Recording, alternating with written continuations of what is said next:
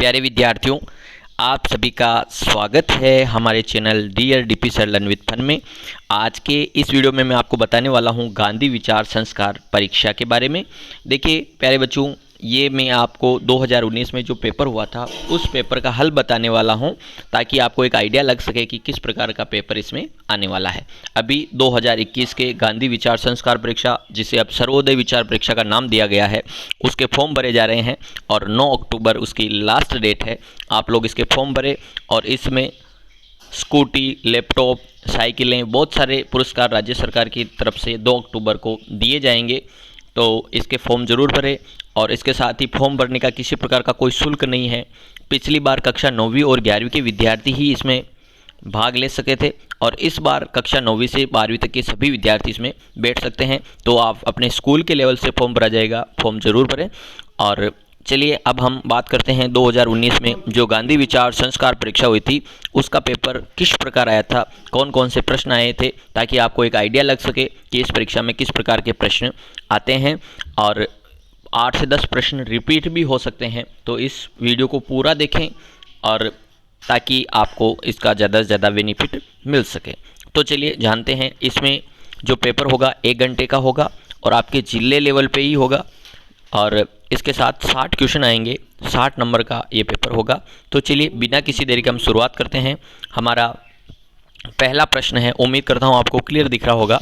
आप वीडियो पूरा देखिए और चैनल को सब्सक्राइब करना ना भूलें, क्योंकि इसमें जो गांधी विचार संस्कार परीक्षा है उसकी एक वीडियो की सीरीज आने वाली है, वहाँ से आपको बहुत ज़्यादा बेनिफिट मिलने वाला है।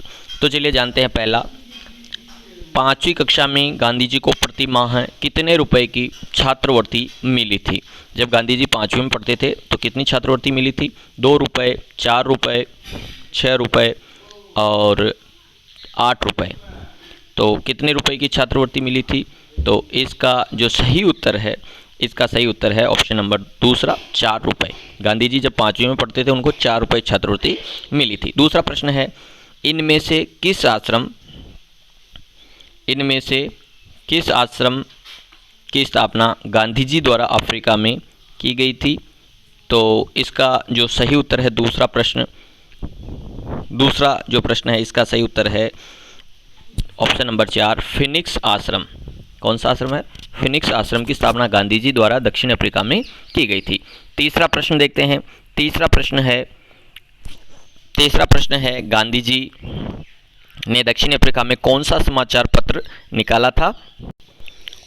कौन सा पत्र निकाला था? तो इसका आंसर है option number 4, Indian opinion. Gandhi ji देखिए भारत आने से पहले दक्षिण अफ्रीका में रहे थे और वहाँ पर भी उन्होंने अंग्रेजों के खिलाफ संघर्ष किया था और वहाँ पर कुछ समाचार पत्र निकाले थे, जिसमें एक समाचार पत्र था इंडियन ओपिनियन। अगला प्रश्न देखते हैं, किस पुस्तक का गांधी जी के जीवन पर चमत्कारिक प्रभाव पड़ा था? देखिए गांधी जी के जीवन पर जो पुस्तक है जिसका सबसे ज़्यादा प्रभाव पड़ा था, तो उस पुस्तक का नाम बताना है। तो इस प्रश्न का जो सही उत्तर होगा वो होगा option number first, unto this last. ये गांधी जी की जीवन को प्रभावित करने वाली जॉन रस्किन की पुस्तक थी, अनटू दी लास्ट, जिसका गांधी जी के जीवन पर प्रभाव पड़ा। अगला है, विश्व प्रसिद्ध एफिल टावर कहाँ पर है? तो एफिल टावर है पेरिस में। इसका सही उत्तर हो गया ऑप्शन नंबर 2। अगला प्रश्न है, गांधी जी का जन्म किस वर्ष हुआ था? तो देखिए गांधी जी का जो जन्म है 2 अक्टूबर 1869 में हुआ था। कब हुआ था? 2 अक्टूबर 1869। ऑप्शन नंबर 1 इसका राइट है।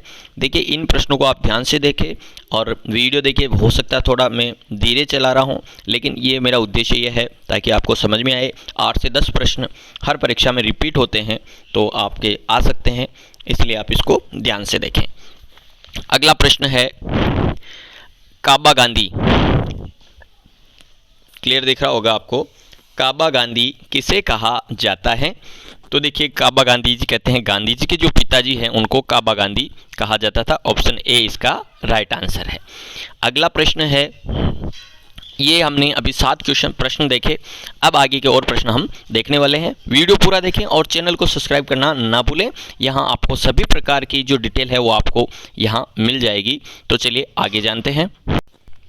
8वां प्रश्न है, इनमें से कौन एक डॉक्टर था? देखिए ये गांधी जी के सहयोगी थे। इनमें से कौन एक डॉक्टर था? तो देखिए फिरोज शाह मेहता, लाला लाजपत राय। इसका सही उत्तर है प्राण जीवन मेहता। ये गांधी जी के सहयोगी थे और एक डॉक्टर थे। 9वां प्रश्न है 1916 में गिरमिटिया मजदूरों का मामला धारासभा में किसने उठाया था? तो इसका सही उत्तर ऑप्शन नंबर 4 मदन मोहन मालवीय ने। देखिए ये जो परीक्षा है इसमें गांधी जी के जीवन से संबंधित सारी घटनाएं इसमें आएगी। तो गांधी जी की आत्मकथा है मेरे सत्य के साथ प्रयोग, वो पुस्तक आप जरूर पढ़ें और इसके साथ ही हमारी वीडियो की सीरीज आने वाली उसको जरूर देखें। अगला प्रश्न है गिरमिटिया प्रथा के विरोध में गांधी जी ने पहला प्रार्थना पत्र कब तैयार किया था? तो इसका सही उत्तर है ऑप्शन नंबर 2 1894 में गांधी जी ने प्रार्थना पत्र इसके विरोध में तैयार किया था। गिरमिटिया मजदूर एक तरह से मजदूर जिनको परमिट जारी किया जाता था उनसे संबंधित था। वो आगे हम जो हमारी सीरीज आएगी उसमें बताऊंगा। चंपारण सत्याग्रह का इतिहास, चंपारण सत्याग्रह का इतिहास किसने लिखा था? तो इसका सही उत्तर option number 1 doctor Rajendra Prasad ने चंपारण का इतिहास लिखा था। अगला प्रश्न है चंपारण किसान आंदोलन के दौरान गांधी जी के द्वारपाल की चंपारण किसान आंदोलन के दौरान गांधी जी के द्वारपाल की भूमिका किसने निभाई थी? तो इसका जो राइट आंसर है वो है गांधी जी के द्वारपाल की भूमिका निभाई थी। इसका सही उत्तर ऑप्शन नंबर 4 जेबी कृपलानी, जेबी कृपलानी।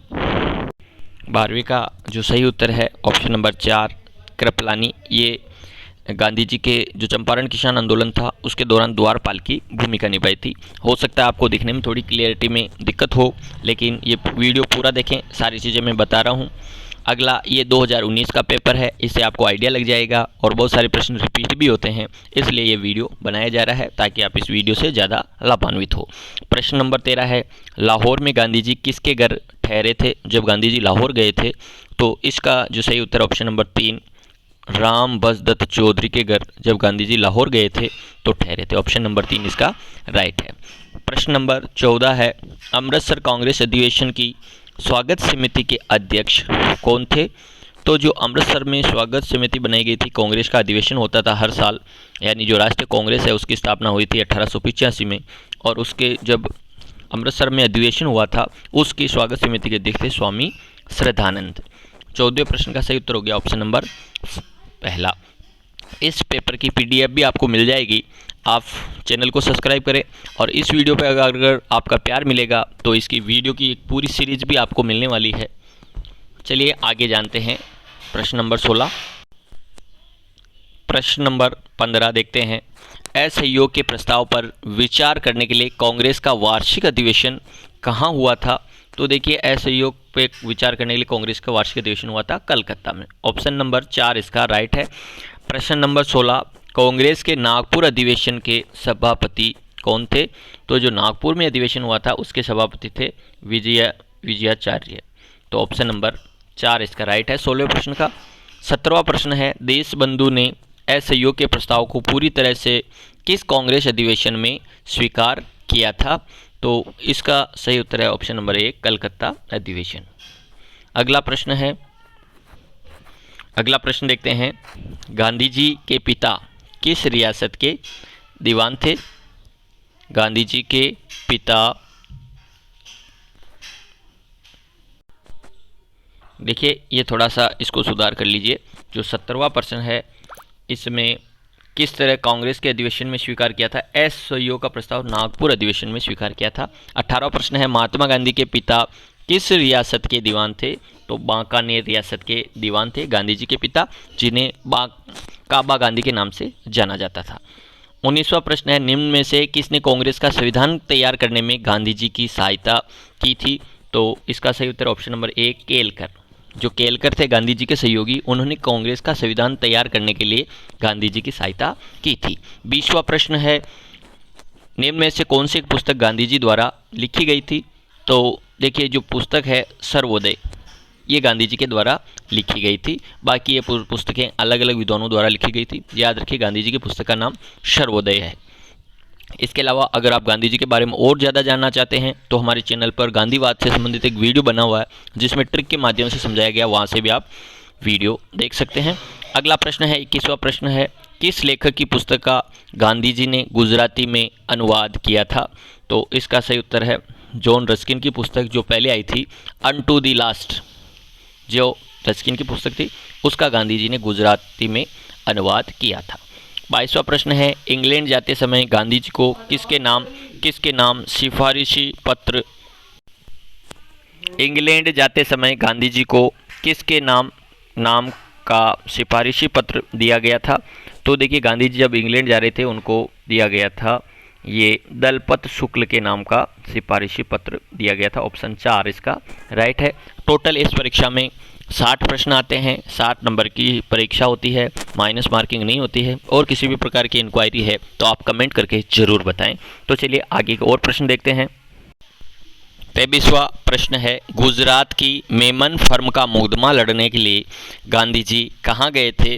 तो गांधी जी दक्षिण अफ्रीका गए थे, ये आपको बताया, मैंने आपको बता चुका हूँ। वहाँ पर मेमन फर्म थी जो दादा अब्दुल्ला की फर्म थी मेमन फर्म, उसका मुकदमा लड़ने के लिए अफ्रीका गए थे। लेकिन अफ्रीका में अंग्रेजों के द्वारा जो अत्याचार किया जाता था तो उसके दौरान वो वहाँ पर ही लोगों को न्याय दिलाने के लिए संघर्ष करने लगे थे। 24वां प्रश्न है, 1901 में अपनी बंगाल यात्रा के समय गांधी जी निम्नलिखित में से किस एक से मुलाकात नहीं कर पाए थे? यानी गांधी जी 1901 में कलकत्ता गए थे, बंगाल यात्रा की थी, तो वो किससे मुलाकात नहीं कर पाए थे? तो इसका जो सही उत्तर option number 4 Devendra Nath Tagore. Option number 4 Devendra Nath Tagore इसका राइट आंसर है। Option number 4 Devendra Nath Tagore. अगला प्रश्न देखते हैं। अगला प्रश्न है, आपको थोड़ा क्लियर दिख रहा होगा, देखिए थोड़ा इनकी अक्षर जो है इनकी साइज छोटी है। तो देखिए आगे देखिए 25वां प्रश्न है। 25वां प्रश्न है, नेटाल की राजधानी कहाँ थी? तो देखिए नेटाल की राजधानी थी मॉरिट्सबर्ग, जहाँ पर रेलवे स्टेशन पर गांधी जी को फर्स्ट क्लास की जो डिब्बा था वहाँ से उतार दिया गया था, मेरिट्सबर्ग। ये ध्यान रखिए, नेटाल की राजधानी कहाँ थी? मेरिट्सबर्ग। 26वां प्रश्न है, गांधी जी को सर्वधर्म समभाव की शिक्षा कहाँ मिली थी? तो देखिए इसका सही उत्तर ऑप्शन नंबर 1 राजकोट में गांधी जी को सर्वधर्म समभाव की शिक्षा मिली थी। अगला प्रश्न है 27वां प्रश्न है, बचपन में गांधी जी के मन में किस धर्म के प्रति अरुचि थी? तो इसका सही उत्तर ऑप्शन नंबर 4 ईसाई धर्म के प्रति गांधी जी की बचपन में अरुचि थी। 28वां प्रश्न है हमारा, वैष्णव संप्रदाय के मंदिर को क्या कहा जाता है? तो वैष्णव संप्रदाय का जो मंदिर होता है उसको हवेली कहते हैं। जिस प्रकार हमारे नाथद्वारा में श्रीनाथ जी का मंदिर है उसे हवेली कहा जाता है, तो वैष्णव संप्रदाय के मंदिर होते हैं उनको हवेली कहते हैं। 29वां प्रश्न है, गांधी जी दूसरी बार दक्षिण अफ्रीका किस स्टीमर में बैठकर गए थे? तो इसका सही उत्तर है ऑप्शन नंबर 2 कूरलैंड नाम की जो जहाज़ थी, स्टीमर थी, उसमें बैठकर गांधी जी दूसरी बार दक्षिण अफ्रीका गए थे। आगे के और प्रश्न देखते हैं, लेकिन वीडियो ज़्यादा लंबा नहीं हो इसलिए इसको हम नेक्स्ट वीडियो बनाएंगे, उसमें देखेंगे। तो वीडियो आपके लिए उपयोगी रहेगा। वीडियो पूरा देखा इसके लिए आपका बहुत बहुत धन्यवाद। चैनल को सब्सक्राइब करना ना भूलें ताकि जो गांधी विचार संस्कार परीक्षा, जिसे अब सर्वोदय विचार परीक्षा के नाम से लिया जा रहा है, तो उस परीक्षा के वीडियो आपको मिल जाएंगे। वीडियो देखने के लिए आप सभी का धन्यवाद।